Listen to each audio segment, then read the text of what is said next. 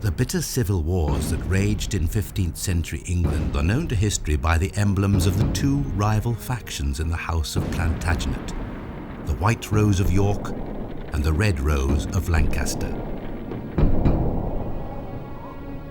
For more than 30 years, these deadly rivals were locked into a struggle for power, a struggle that would witness slaughter amongst the greatest families in England, the death of princes and kings, a struggle that would eventually lead to the bloody field of Bosworth.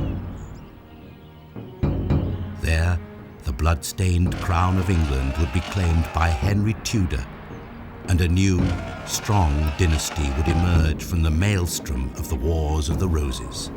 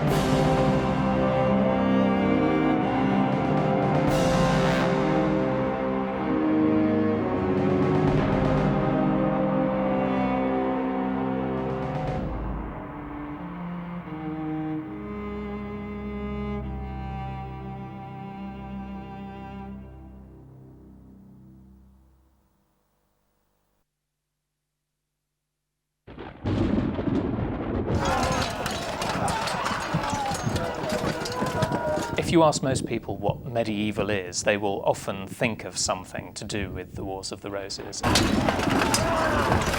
And I think it's bestowed upon the later Middle Ages a sense that this was a period of disorder, of clashing magnates thrashing around in the mud, trying to seize the throne from the poor old king. The 15th century has more violent changes of ruler than any other century since the Norman conquest.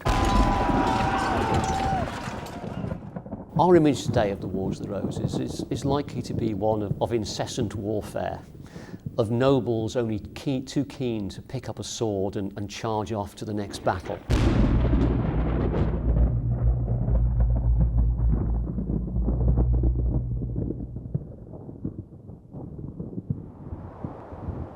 The origins of the Wars of the Roses can be traced back to the previous century and the 100 Years' War between England and France. The conflict burst into life in 1337 during the reign of Edward III, but it was, in fact, little more than an escalation of a conflict that had preoccupied kings of England for generations.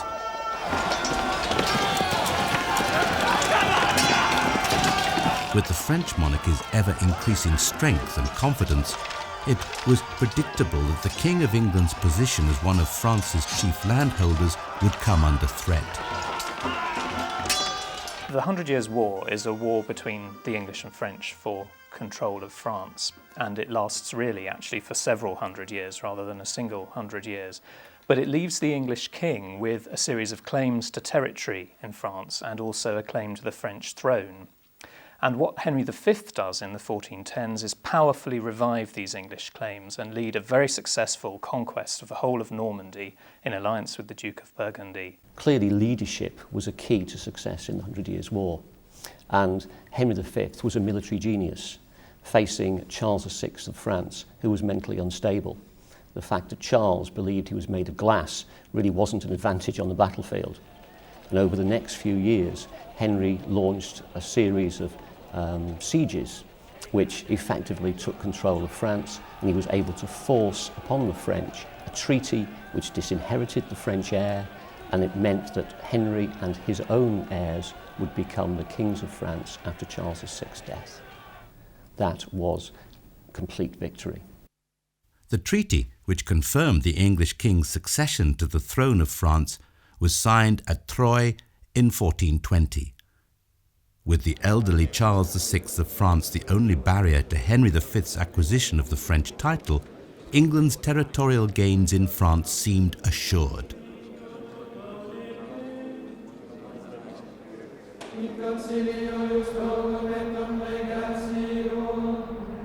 The premature death of Henry in 1422, probably from dysentery, fundamentally changed England's position. The realm was unprepared for his sudden loss, and the late king's infant son was promptly pronounced Henry VI, inheriting the English crown at the age of only 9 months. It was a distinctly uneasy inheritance. For just 2 months later, Henry's maternal grandfather, Charles VI of France, also died, leaving the child sole monarch of the 2 great kingdoms. Clearly, the death of Henry V was potentially a very serious blow to the ability of the English really to make good the claim to the French throne. The only king who was likely to make good the claim to the whole of France would have been Henry V. And I suppose Henry VI's claim is just as good as he was able to make it militarily. The claim really rested in the Treaty of Troyes and the question of whether the English could make that stick. But the reality was that Henry's claim depended solely on success on the battlefield. If the English were defeated and pushed back across the Channel, then Henry's claim simply wasn't worth the parchment it was written on. Fortunately for the new king, the war in France continued successfully under the leadership of Henry VI's uncle, John, Duke of Bedford.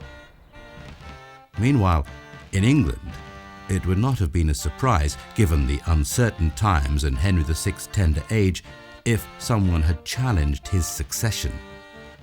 But this was not the case, and during the king's minority, a council of men from the chief noble houses ruled England and France.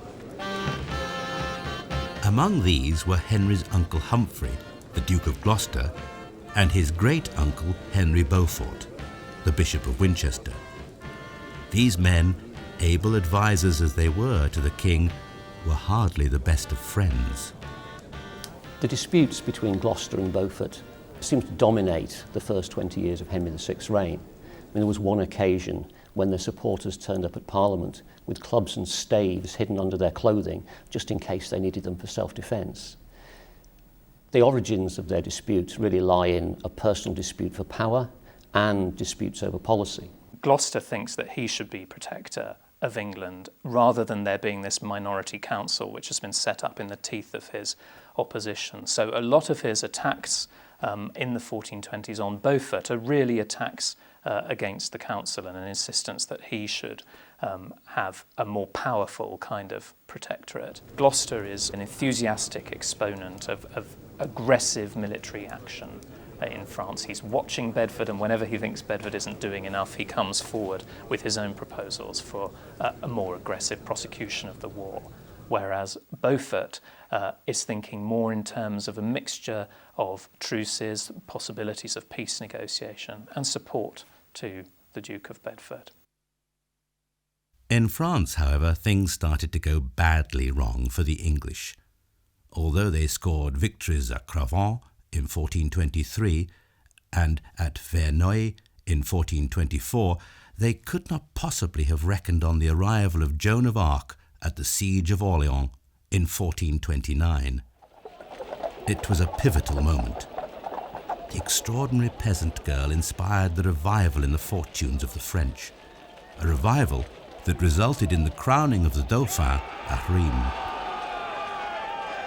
With the subsequent loss of their vital Burgundian allies, Henry VI's early reign was dominated by the increasingly disastrous course of the 100 Years' War. Not only had Henry to contend with events in France, looming over him throughout his reign was the issue of Lancastrian legitimacy and the competing claim to the throne of the Duke of York. As usual, during these turbulent times, little was clear or cut and dried, and the responsibility for this can be laid squarely at the feet of John of Gaunt, Earl of Lancaster, the third surviving son of King Edward III, from whom Henry VI was descended.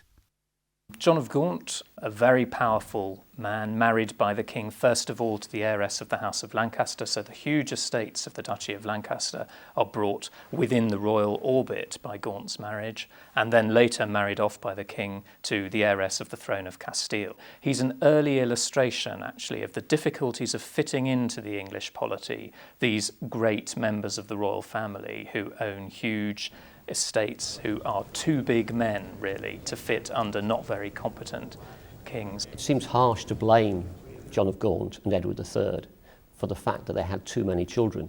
But in the 1450s, there were just far too many people at the royal court who had royal blood pumping around their veins.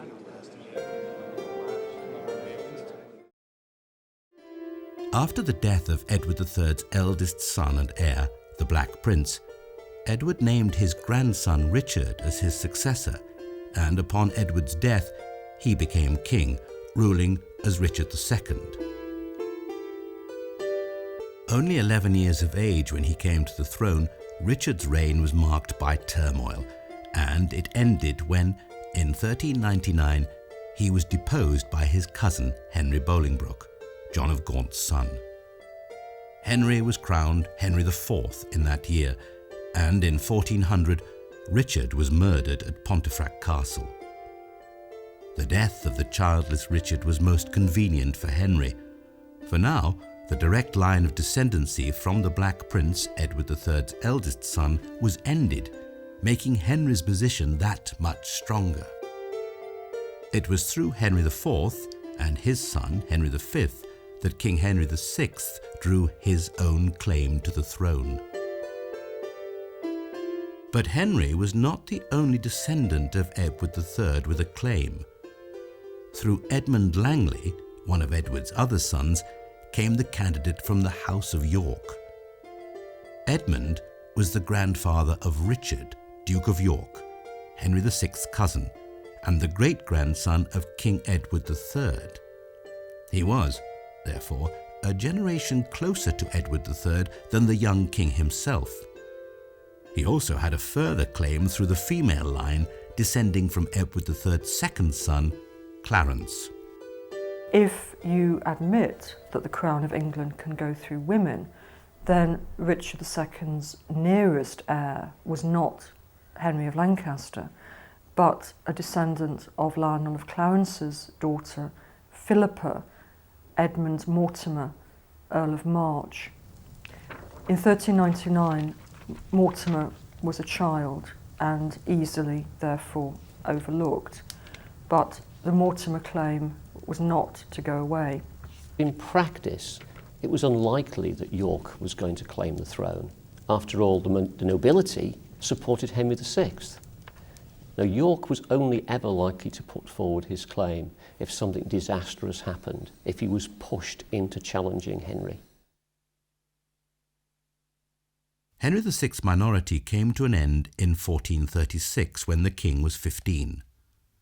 Unhappily, Henry was to prove a weak monarch and a man utterly unsuited for these troubled times.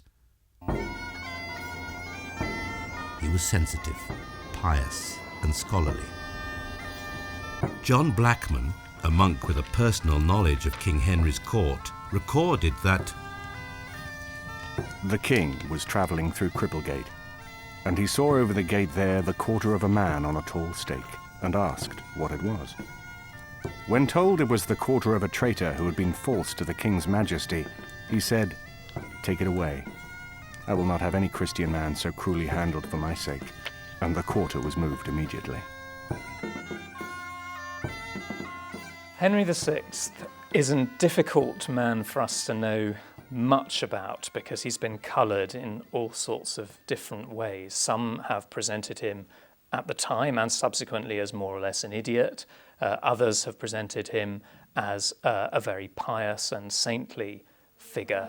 And quite often, actually, we find in history fairly idiotic, fairly weak and feeble kings get written up as if they are saintly or monk-like. So whenever we see Henry called by those kinds of terms, I think we might smell the rat of somebody pretty incompetent. If you actually look at what happened to the realm under Henry, rather than going over and over what his character might or might not have been, what you actually see is a complete emptiness at the centre, where you should have the king and the king's will on which the realm depended, that the king would act and would act positively to make his government work. There seems to be a complete void. The great historian of this period, K.B. Macfarlane, said that Henry VI went from first to second childhood without the usual interval, and that really sums it up quite nicely. Fearful that Henry's weakness would cause irreparable damage to the country, the powerful figures from the ruling council of his minority continued to govern the country.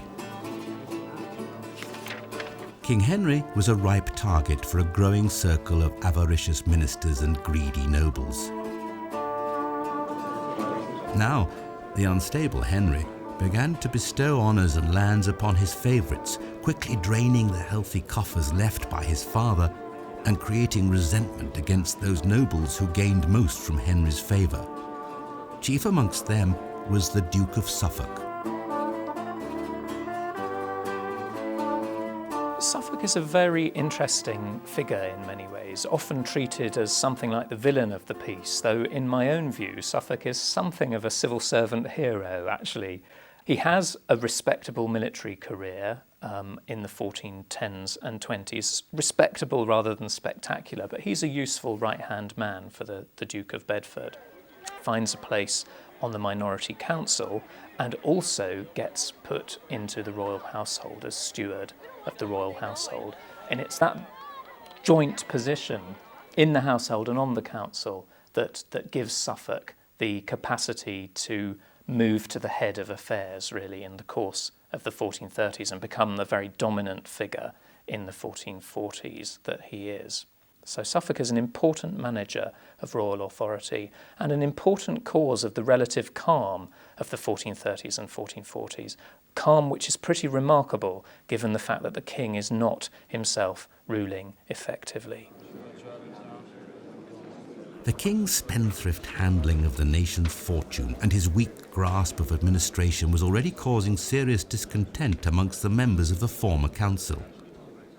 But it was his arbitrary redistribution of wealth and power and his creation of so many newly empowered lords with their own bands of retainers that led to an eruption of infighting over land, property rights and inheritance.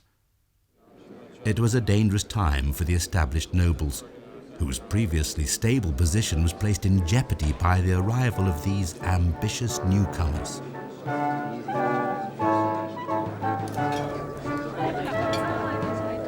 In 1445, Henry VI married the 15-year-old Margaret of Anjou, a princess from Valois, who would soon grow into a woman to be reckoned with. Henry VI's wife, Margaret of Anjou, from the outset, in English eyes, had two major disadvantages. One is that she was foreign, and specifically French, who were regarded, of course, as the ancient enemy. And the other was that her marriage to Henry brought the country no financial advantage. On the contrary, the marriage and the attendant festivities were extremely expensive, and since Henry's reign by this time was virtually bankrupt, this was not a good start. The marriage between Henry and Margaret, the King of France's niece, was part of a treaty agreed with the French at Tours in 1444 by de la Pole, the Duke of Suffolk. The Duke of Gloucester was mortified. War was the only way in which the country would regain what was hers, he argued. Gloucester was swiftly silenced, and his hawkish views saw him isolated from the rest of the royal household. With the support of the Queen, de la Pole had Gloucester arrested for treason in 1447. Although he needn't have bothered, Gloucester died in distinctly mysterious circumstances soon after.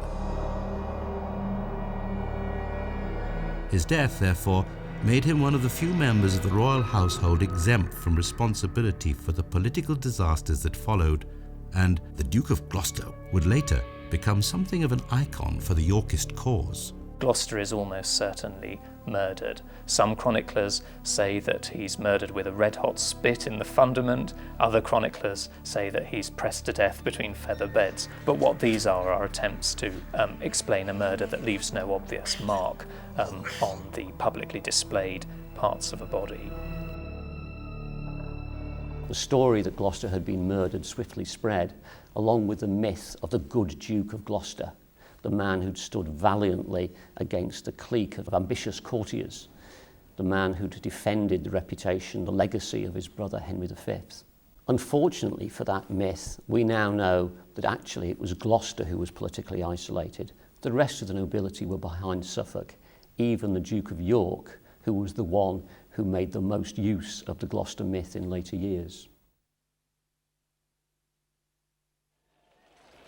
England's hold on France had loosened even further as the result of a massive error of judgment by Henry. Richard, Duke of York, despite his impressive military record fighting the French, was sent to Ireland as Lord Lieutenant. Henry transferred the role of English commander in France to his inept favourite and York's great rival, Edmund Beaufort, Duke of Somerset. Somerset was yet another noble with a distant claim to the throne owing to his relationship to John of Gaunt. In Somerset's case, through Gaunt's third wife, Catherine Swynford, and the Beaufort line. The Beauforts were the illegitimate offspring of Gaunt, who had been legitimised by Henry IV on condition that they would not lay claim to the crown. This piece of legislation could easily be reversed, and with Henry VI still childless and Somerset in favour, York's position as heir apparent might not be guaranteed. There is no evidence at all of serious hostility between York and either Somerset or his forebears before 1450. I don't think we should take terribly seriously any sense that York felt hostile to the Beauforts because they had a potential claim to the throne which might be exercised if Henry VI was to die without heirs, because nobody seems to have been taking the Beaufort claim to the throne seriously at that point. Although personal hostility is likely to have been a part of their relations, we need to see these people as politicians representing alternative solutions to England's problems, and indeed representing quite large bodies of opinion and quite large bodies of politicians themselves. It's not just a personal conflict, it's also a public conflict. The Duke of Somerset was simply no soldier or military leader, and it was perhaps no great surprise that more English territory in France was lost under his command. Matters were swiftly coming to a head, and Henry's mismanagement of affairs in both countries now gave birth to a real domestic crisis.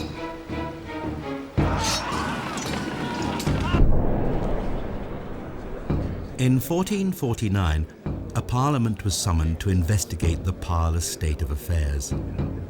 The English people demanded to know why the war with France, which had cost them so dearly in taxes, had been so disastrously mismanaged. Increasing instances of abuses of the law, particularly by the newly established feudal lords and their retainers, was also causing enormous public outcry. Blame had to be apportioned somewhere, and it was the Duke of Suffolk who provided an attractively high-profile scapegoat for the ills of the country. The Parliament blamed Suffolk for the catastrophic loss of France, and in 1450, he was formally impeached. Suffolk was accused of having made a treacherous peace with France under the influence of Henry's French queen, and of surrendering the territories of Anjou and Maine. Sent into exile by the king for his own safety, Suffolk was waylaid en route to France and was murdered at sea, summarily executed with a rusty sword. It seemed that ordinary people throughout the land were looking to the Duke of York for salvation. Posted in Ireland, York was, at least, blameless for the fresh French disasters of 1450, news of which mortified the kingdom. Normandy had been lost. Few can have been unaware that it was the loss of this important duchy that had spurred King John's barons into revolt over 200 years before.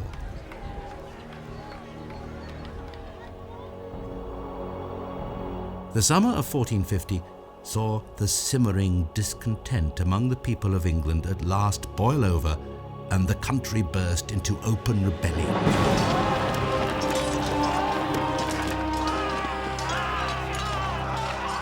At the head of the revolt was an Irishman named Jack Cade. We don't know a great deal about who Jack Cade was. The government, first of all, thought that he was called John Mortimer, and Mortimer, of course, is this very charged name. It's the name of the family from whom Richard of York gets his claim to the throne which is better than the Lancastrian claim to the throne. When they put it about that he was an Irishman, they may again have been alluding to this Mortimer connection, because York was a great Irish landowner, and one of the things the government tries to do in the early 1450s is to suggest that York was behind the Cade rebellion. One of Cade's pseudonyms was John Amend-all. John put everything right, and really that sums up the situation in England in early 1450. Anything that could go wrong was going wrong. The English were being pushed rapidly out of Normandy, and English refugees were traipsing back through London, clutching their few belongings. And this was a pitiful sight to onlookers and simply stirred up more anger at the politicians. And then there were economic problems. The cloth and wool trade across the south of England was struggling, leading to unemployment and falling wages. And then disorder was breaking out. One of the king's leading councillors, Bishop Mullanes, was murdered in Portsmouth by sailors who hadn't been paid wages. Suffolk himself had been murdered despite the fact that he had the king's safe conduct. And yet another councillor, the king's chaplain, Bishop Ayscough, was shortly to be murdered in his own diocese. The country appeared to be falling apart. The demands of the rebels were issued by Cade in a proclamation of grievances, a document that survives to this day. These be the points, cause, and mischiefs of gathering and assembling of us, the king's liege men of Kent. We say our sovereign lord may understand that his false counsel has lost its law, his merchandise is lost, his common people is destroyed, the sea is lost, France is lost. The king himself is so set that he may not pay for his meat nor drink, and he owes more than ever any king of England ought. For daily his traitors about him, where anything should come to him by his laws, anon they take it from him. His true commons desire that he will remove from him all the false progeny and affinity of the Duke of Suffolk, and to take about his noble person his true blood of his royal realm, that is to say, the high and mighty Prince the Duke of York, exiled from our sovereign lord's person by the noising of the false traitor, the Duke of Suffolk, and his affinity.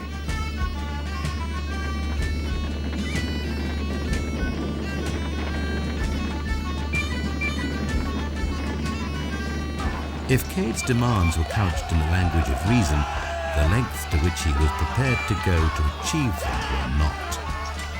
The uprising became increasingly violent.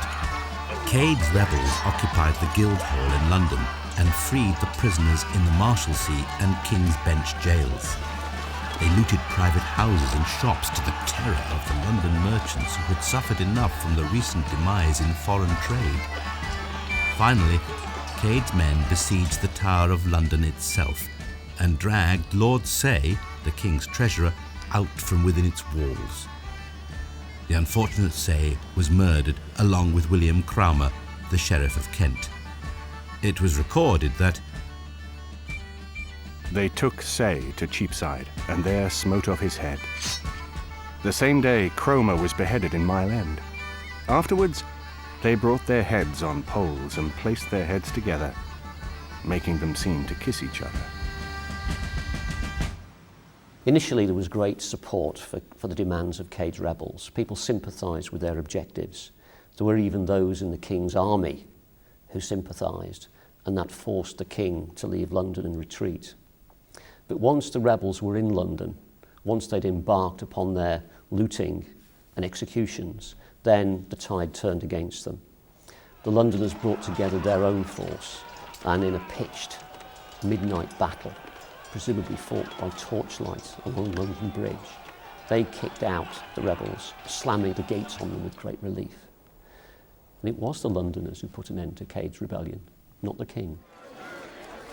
With the rebels ousted from London, the revolt was finally ended by royal promises of reforms and free pardons, which, probably to no one's great surprise, turned out to be false. Jack Cade, the architect of the outbreak of public anarchy, attempted to escape to the south coast, but he was hunted down and killed during a skirmish in a garden near Heathfield in Sussex. Cade's rebellion turned out to be a major scare for the government of England and a damning indictment of the king's rule. With Suffolk gone and the king as incompetent as ever, a new councillor-in-chief was needed. The MPs of the Commons echoed Cade's rebels and called for the Duke of York to return to England and deal with the troubles of the realm.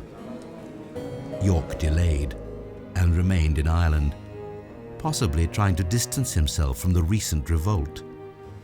Somerset seized his chance.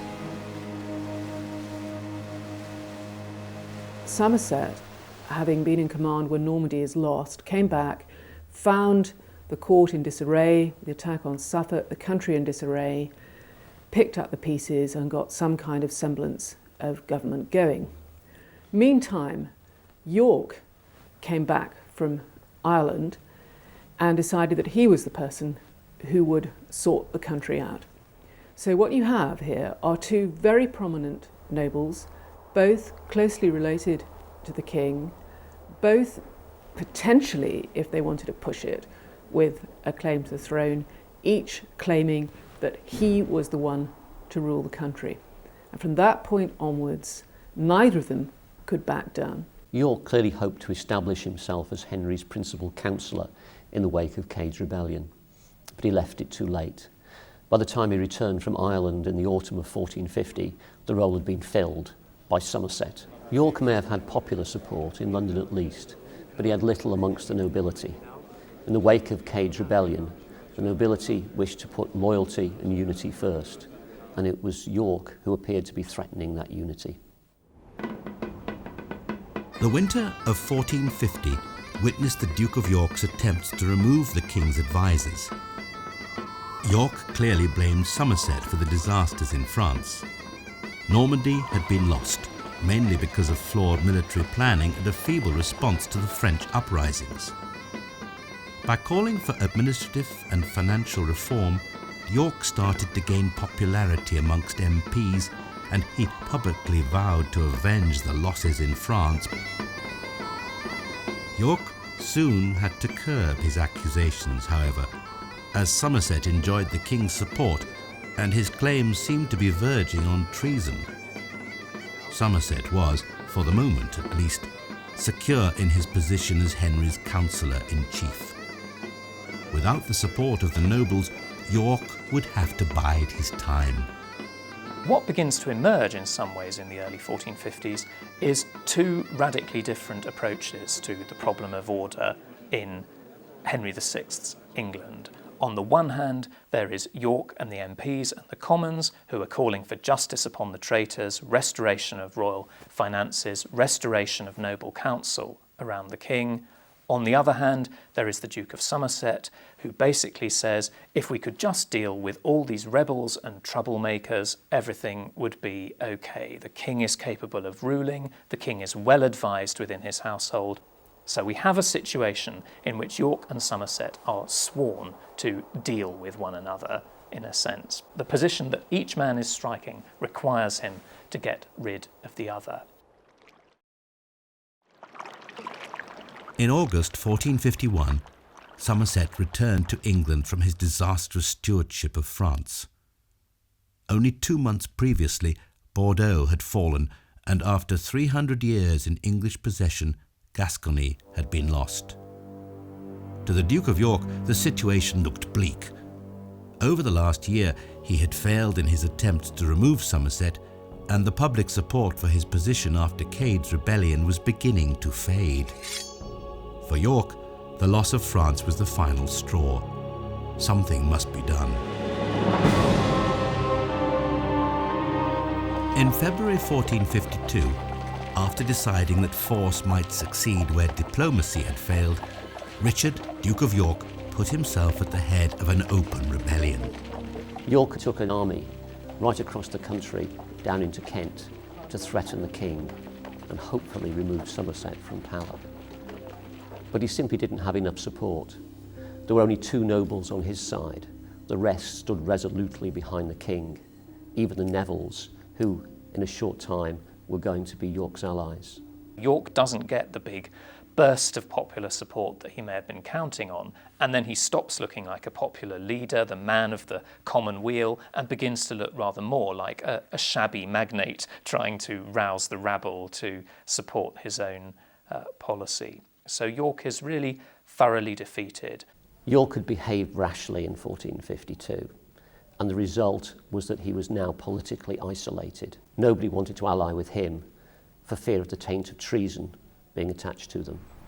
After the failure of the rebellion, the Duke of York was released, but only after having suffered the humiliation of being made to swear an oath of loyalty to the king at St Paul's in London.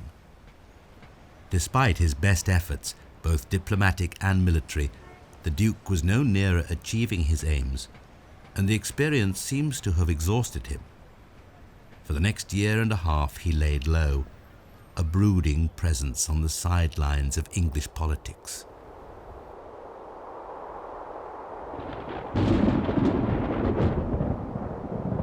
The tensions between the Dukes of York and Somerset had now escalated to the point that the court and nobility were dividing into 2 very hostile and rival factions.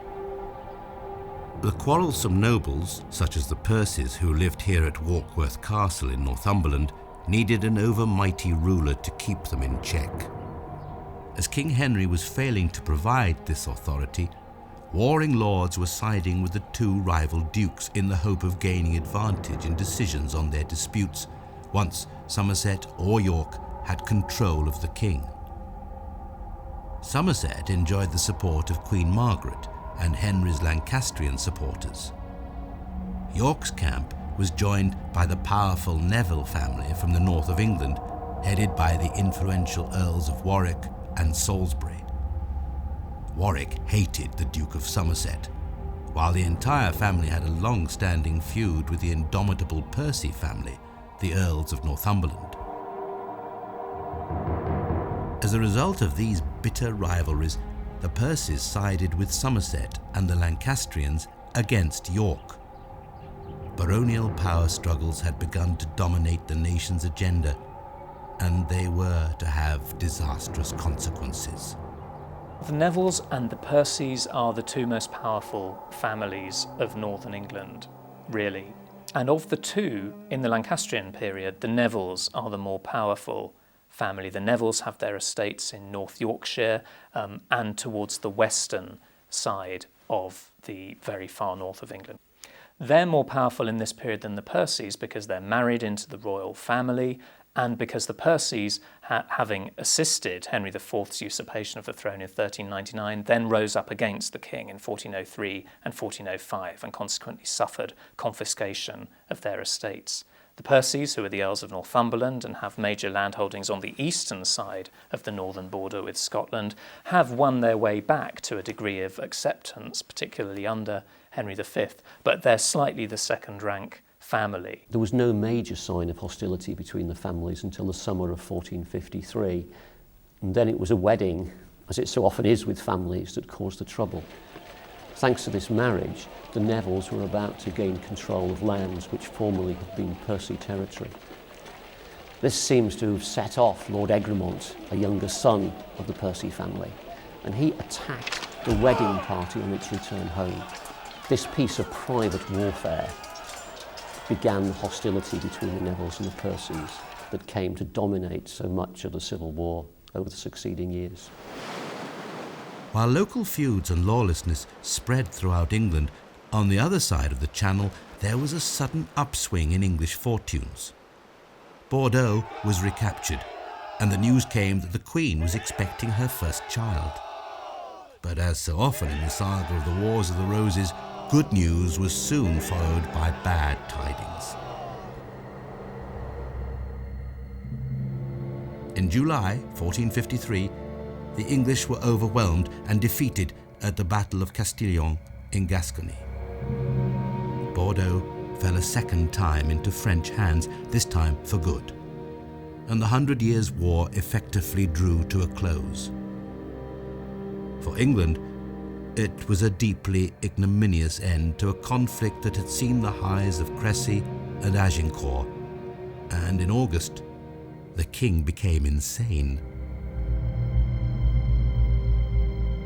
Henry's madness may have been brought about by learning of the massive defeat at Castillon in Gascony. But in fact, immediately beforehand, we get the closest to active ruling that you find from the adult Henry VI. This looks to me very much like Somerset taking the king around the country to make it look like active ruling. But whichever it was, it seems completely to have worn him out and finished him off. He falls into a kind of stupor. He can't move, he can't speak, he has to be carried around. Somerset decides to keep on business as usual, to behave as if the king is absolutely fine. But it doesn't work this time because the king is well and truly mad. He's not just uninterested in government. And with near warfare breaking out in the north of England, something really has to be done to restore the situation. The government has to come clean about the king's illness. It has to gather together the nobility to try and find some kind of platform for a new form of rule. And that means calling York back in. It's a middle-of-the-road group of councillors who, in the teeth of resistance from Somerset and probably from the Lord Chancellor, Cardinal Kemp, summon York to attend a council. And York attends that council with every intention, it seems, of taking control.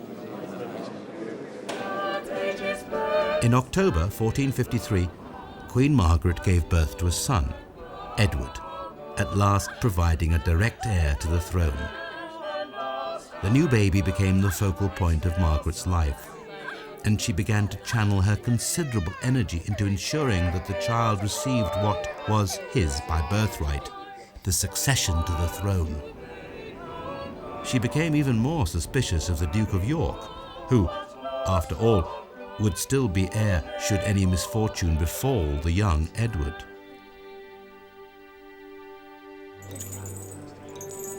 Meanwhile, in November 1453, Somerset's politicking and ruthless accumulation of wealth caught up with him. He was arrested and imprisoned in the Tower.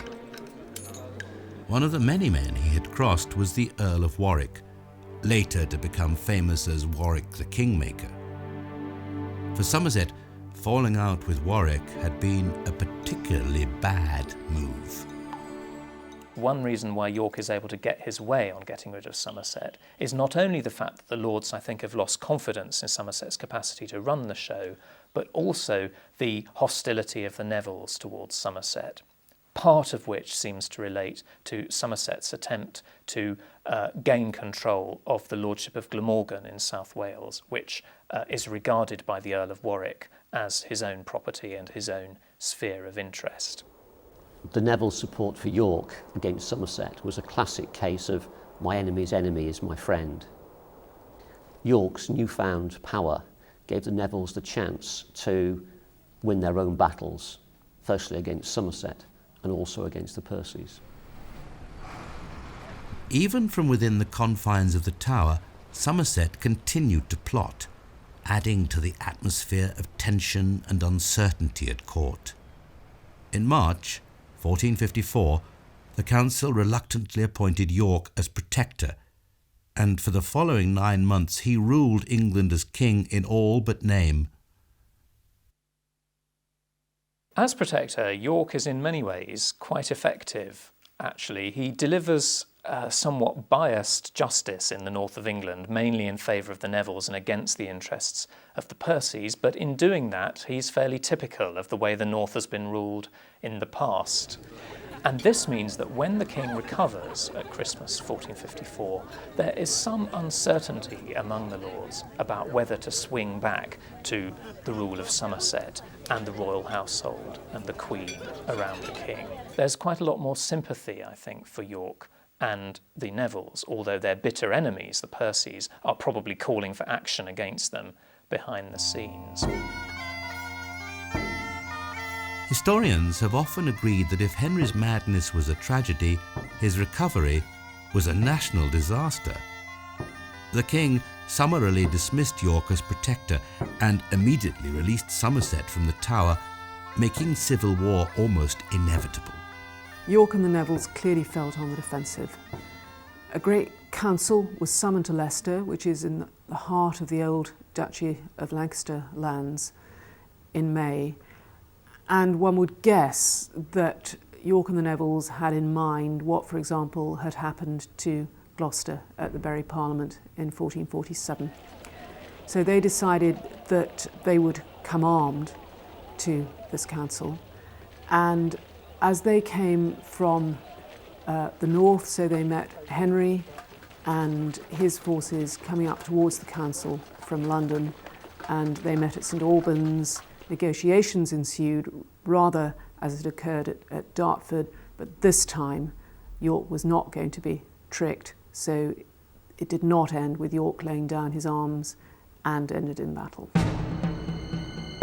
And so, on May the 2nd, 1455, the first real battle of the Wars of the Roses began.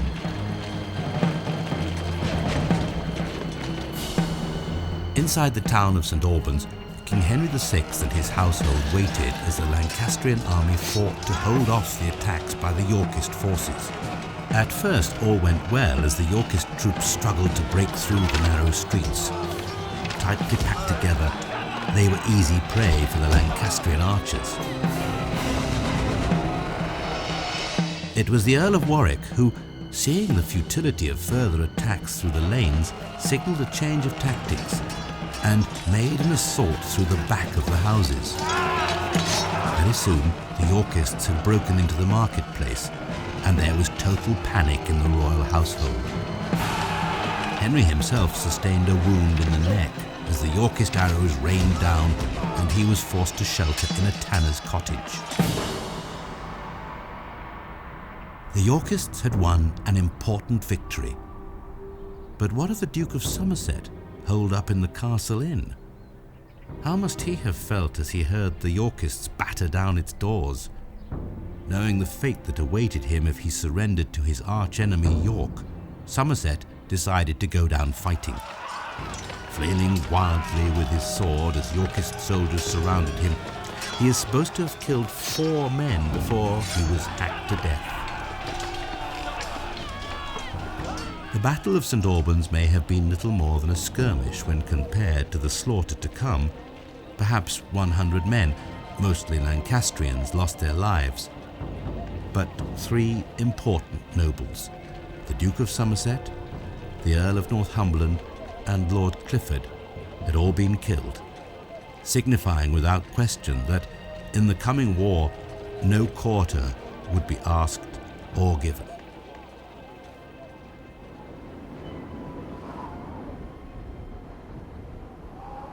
Henry was made a prisoner of the Duke of York. With his arch-rival, the Duke of Somerset, dead, the kingdom lay within York's grasp, and everything depended upon how he played his next move. And although many hoped the crisis in royal government had finally been resolved, 30 years of bitterness, rancour, and bloodshed lay ahead for England.